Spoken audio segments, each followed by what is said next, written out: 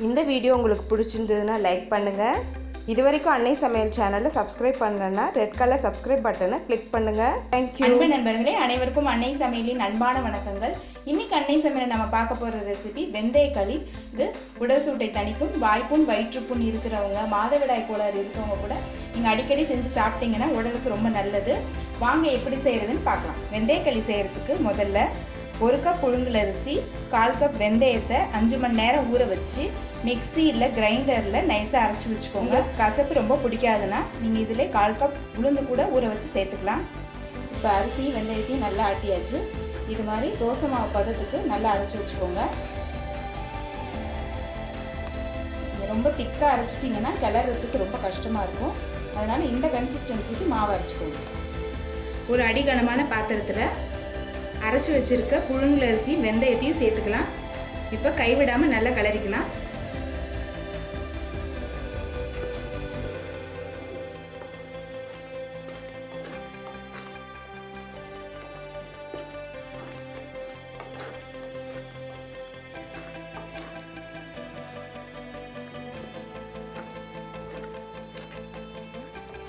கொஞ்சம் கொஞ்சமாக திக்காக ஆரம்பிக்குது, அதனால் கைவிடாமல் கிளறிக்கோங்க.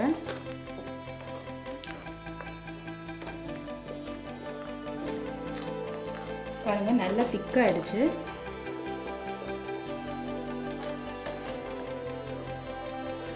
உங்களுக்கு கிளறதுக்கு கொஞ்சம் கஷ்டமாக இருந்ததுன்னா அப்பப்போ கொஞ்சம் நல்லெண்ணெய் விட்டுக்கோங்க. அப்போ கிளறதுக்கு ஈஸியாக இருக்கும். பாருங்கள், நல்லா திக்காகிடுச்சு. லேசாக கலரும் மாறி இருக்கு.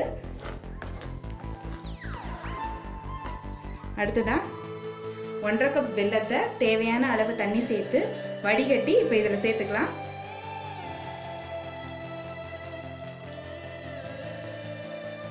உங்களுக்கு இனிப்பு நிறைய தேவைப்பட்டுச்சுன்னா நீங்கள் 2 கப் வெல்லம் கூட சேர்த்துக்கலாம்.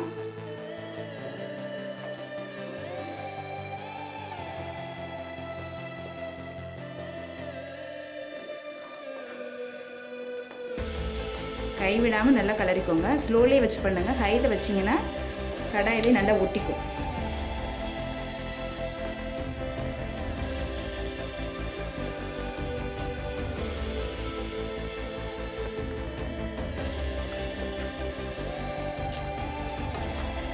மூணு ஏலக்காயை தட்டி போட்டுக்கலாம்.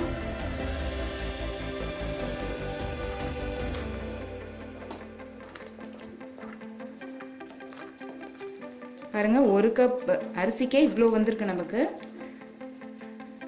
அதனால் உங்களுக்கு எவ்வளோ அளவு தேவையோ அந்த அளவுக்கு போட்டுக்கோங்க. நிறைய போட்டிங்கன்னா கிளறது கஷ்டமாக இருக்கும். பாருங்கள், நல்லா அல்வா கன்சிஸ்டன்சிக்கு வந்துருச்சு. இப்போ இறக்க போகிறதுக்கு முன்னாடி 1/4 கப் நல்லெண்ணெய் சேர்த்துக்கலாம்.